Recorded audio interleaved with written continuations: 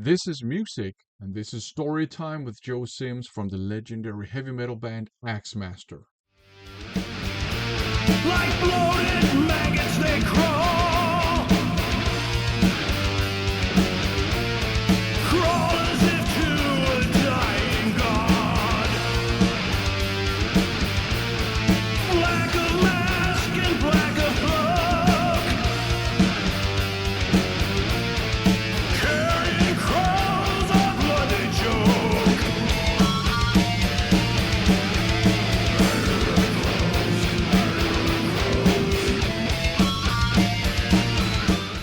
In this video, I've cut together all the behind the scenes stories by Joe Sims from the legendary heavy metal band Axemaster that I used in my Axemaster themed videos, Off With Your Head. There will be more of those in the future, by the way. But in this video, like I said, I've cut them all together so you can enjoy them uninterrupted and get some really cool insights into the creative process in Axemaster. I think if you're an Axemaster fan, I think you will enjoy this video. If you are a fan of heavy metal in general, or maybe just a fan of music, and you're interested in the creative processes involved in creating and releasing music, I think you'll enjoy this video too. Uh, Before that, however, I just want to inform you that the label Cosmic Fire Records, they are currently running a fundraiser and Kickstarter to help them release a brand new Axemaster album called Of Beasts and Plagues. And I've heard it and it's absolutely fantastic. So I would encourage you to go to the Kickstarter page. The link is right here, and I'll just leave the link up throughout the rest of the video pretty much. And I'll also copy it into the description. I would encourage you to go and check out uh, the Kickstarter page, chip in with a pledge. You know, there's the good old digital version of the copy, there's the good old CD.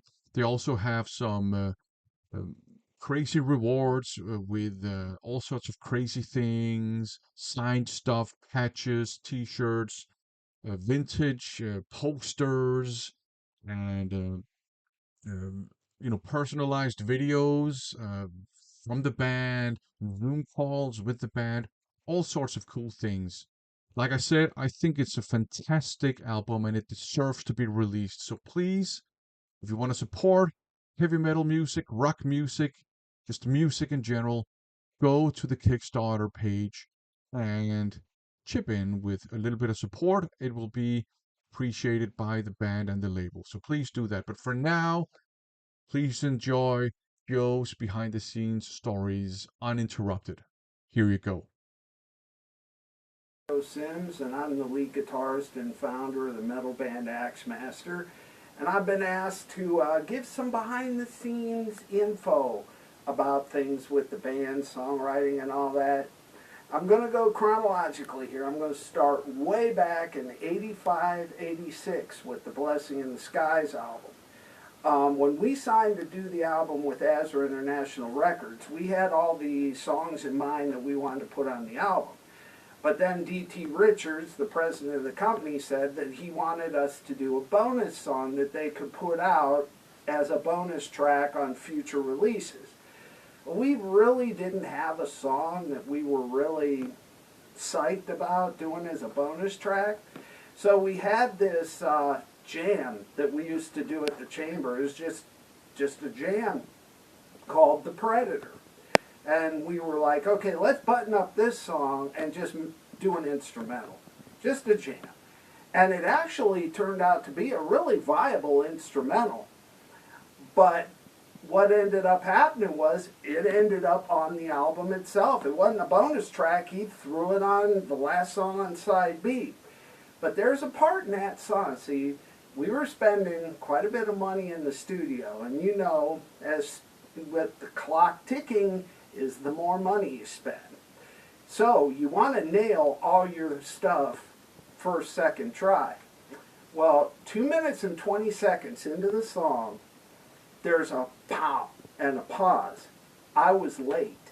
It went pop and I hit the chord. So I'm like, well, I want to save the take. So I did the same thing on 3 additional ones. And then I did it again, so it was kind of a happy mistake. It actually sounds really cool, but it started off as a mistake that I just went with and figured, okay, well, if I do it the same way all 4 times, it'll seem like I meant to do it. So if you listen to that song, 220, you'll hear where I come in late. Okay, so our next behind the scenes thing fast forwards up to 2012, I do believe, when I first found our longtime singer and band brother, Jeff McGraw. But he had done a last-ditch effort to try and find a band and put an ad on Craigslist that I read and called him right away. So he was coming over for an audition. Now all the music from the Overture to Madness album had already been written and recorded. It was all down. We just needed a singer to write the words and sing on the album. So I started playing him the song that became Forsaken. And he was like, oh man, dude, I have words that I think would just like fit that song perfectly. So his audition was part of Forsaken, and the way he had written that song, I don't know how long before the audition, we used it. I mean, he basically auditioned recording his words to a song just off the cuff that ended up being used as the words for the song. Hey, now we're going with something off the Crawling Chaos album from 2017. This is about the song Axes of Evil. Now, I've had recording capabilities since like 2006. I record ideas, demos, and of course, albums. And so one time I had a template up and I had put these different ideas up on this template. Just random things that I'd written, warming up and different things like that. Well, that descending chromatic thing that goes toward the very beginning of the song, I had that up on a track, and then I had what became the chorus riff for Axes of Evil on that same template. They weren't meant to go together. And just by accident, I soloed up both of those tracks, and somehow, some way, without a metronome or nothing, the timing and the speed of those linked up perfectly. It's like the greatest happy mistake. I ended up writing the part by mistake, combining two things that weren't even supposed to be combined together.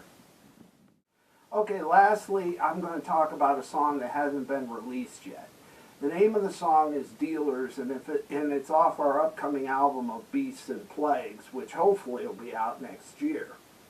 Now, if you've heard Axemaster much at all, especially since I brought the brand back in 2010 and done those albums on Pure Steel Records, you'll hear that I love including sound effects. I love putting sound effects anywhere that they can be cool and relevant. So we have that song Dealers that I wrote most of the words for, and what it's really about is how drug dealers and politicians basically do the same thing in different ways. So I wanted something that would sound like a politician talking to a crowd of supporters and all that.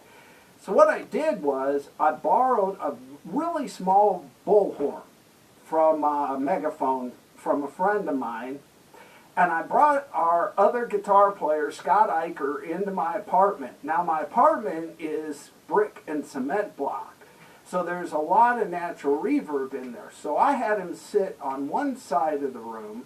I put a room mic on the other side of the room and had him read a script that I had written, and then getting all the natural reverb from the cement block.